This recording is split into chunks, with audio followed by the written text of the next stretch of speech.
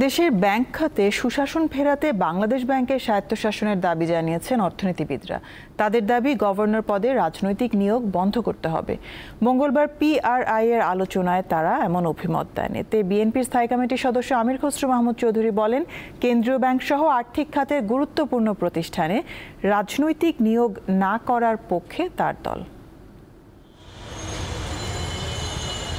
১৯৭২ সালে গঠনের পর থেকেই দেশের আর্থিক খাতের নিয়ন্ত্রক সংস্থা বাংলাদেশ ব্যাংক স্বায়ত্তশাসিত প্রতিষ্ঠান হিসেবে বিবেচিত হচ্ছে। কেন্দ্রীয় ব্যাংক পরিচালনা ও নিয়ন্ত্রণের ক্ষমতা গভর্নরের ওপর ন্যস্ত, আর সরকার ৪ বছরের জন্য যে কাউকে গভর্নর নিযুক্ত করতে পারেন। মেয়াদ শেষে তার পুনর্নিয়োগের সুযোগ থাকে। এমন বাস্তবতায় বারবারই সামনে উঠে আসছে কেন্দ্রীয় ব্যাংকের স্বাধীনতার বিষয়টি। মঙ্গলবার বেসরকারি গবেষণা সংস্থা পিআরআই এর গোলটেবিল বৈঠকেও এটি গুরুত্ব পায়। রেগুলেটরি ইন্ডিপেন্ডেন্স অর্থাৎ এই যে ব্যাংক লাইসেন্সিং, এই ব্যাপারেও আমাদের ইতিবাচক সিদ্ধান্ত নিতে হবে। Should govern monetary policy and not narrowly defined political agenda. That our currency is overvalued, the real effective exchange rate, এবং সেটার ক্ষতিপূরণ আজকে পুরো ইকোনমি আমরা বহন করছি।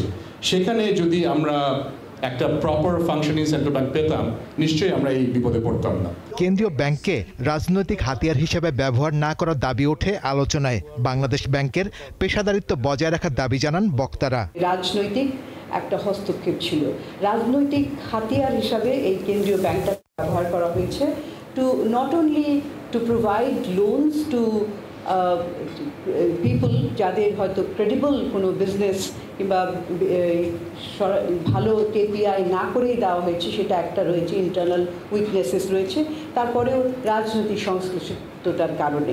বাংলাদেশ ব্যাংক প্রশ্নে বিএনপির অবস্থান তুলে ধরেন আমির খসরু মাহমুদ চৌধুরী। জানান, অর্থনীতির স্বার্থেই বাংলাদেশ ব্যাংককে স্বাধীন রাখতে হবে। কোনো ইকোনমি ইন পিস বিল, কোনো রিফর্মে কোনো ইকোনমি আলটিমেটলি যে ডিজায়ার্ড এফেক্ট রেজাল্ট আমরা চাই এটা আসবে না।